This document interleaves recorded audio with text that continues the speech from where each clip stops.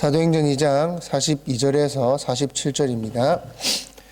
그들이 사도의 가르침을 받아 서로 교제하고 떡을 떼며 오로지 기도하기를 힘쓰니라. 사람마다 두려워하는데 사도들로 말미암아 기사와 표적이 많이 나타나니 믿는 사람이 다 함께 있어 모든 물건을 서로 통용하고 또 재산과 소유를 팔아 각 사람의 필요를 따라 나눠주며 날마다 마음을 같이하여 성전에 모이기를 힘쓰고 집에서 떡을 떼며 기쁨과 순전한 마음으로 음식을 먹고 하나님을 찬미하며 또 온 백성에게 칭송을 받으니 주께서 구원받는 사람을 날마다 더하게 하시니라. 아멘. 우리는 흔히들 이렇게 이상적인 교회를 이야기합니다. 이러이러한 교회가 가장 이상적이겠다.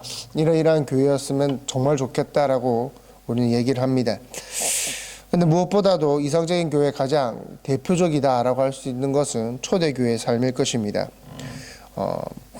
우리가 초대교회 삶들에 대해서 이렇게 얘기를 합니다.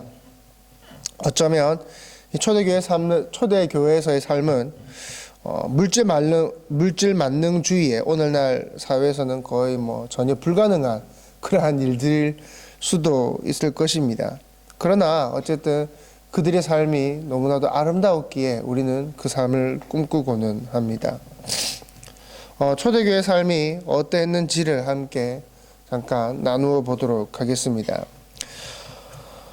누가는 사도행전에서 이제 오순절 성령의 역사에 따른 그 초대 유대 기독교인들의 삶을 3번에 걸쳐서 묘사를 하고 있습니다. 그 첫 번째가 이제 베드로의 설교가 끝나자마자 설교에 이어서 이렇게 4가지로 요약이 되어 있습니다.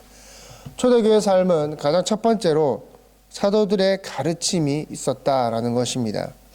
이 권위 있는 가르침은 예수님의 죽음과 그리고 부활 그리고 그들이 직접 들었던 예수님의 그 가르침들을 사도들이 했다라는 것입니다. 두 번째는 성도들 간에 서로 사랑과 돌봄이 있었다라는 것입니다.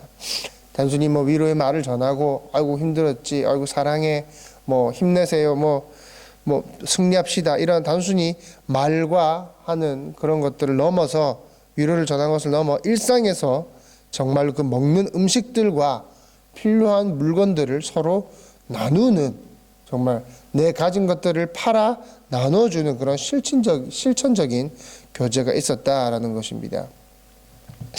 또 세 번째로 떡을 떼었다라는 것이죠. 떡을 떼었다라는 것은 단순히 음식물을 나누는 것을 의미하는 것이 뿐만 아니라 유월절 예수께서 제자들과 만찬을 나누셨던 것처럼 그때처럼 그분의 사역을 예수 그리스도의 사역을 기념했다라는 의미로 볼 수가 있을 것입니다.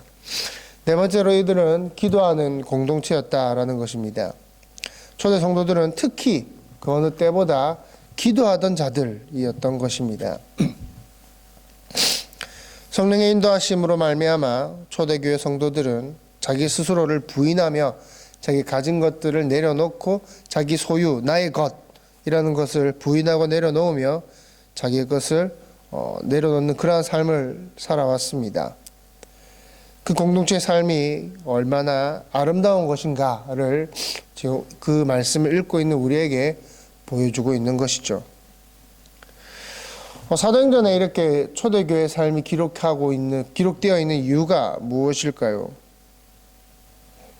이들의 삶의 모습의 이유는 성령 충만 가운데 나타난 모습들이었다라는 것입니다.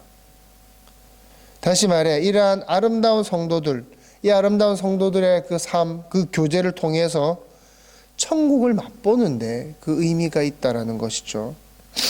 천국에서는 이러이러할 것이다. 천국에서는 이러이러한 나눔이 있을 것이다 라는 모습을 우리에게 미리 보여지고 제시되고 있다는 것입니다. 성도는 교회에서 천국을 경험해야 합니다.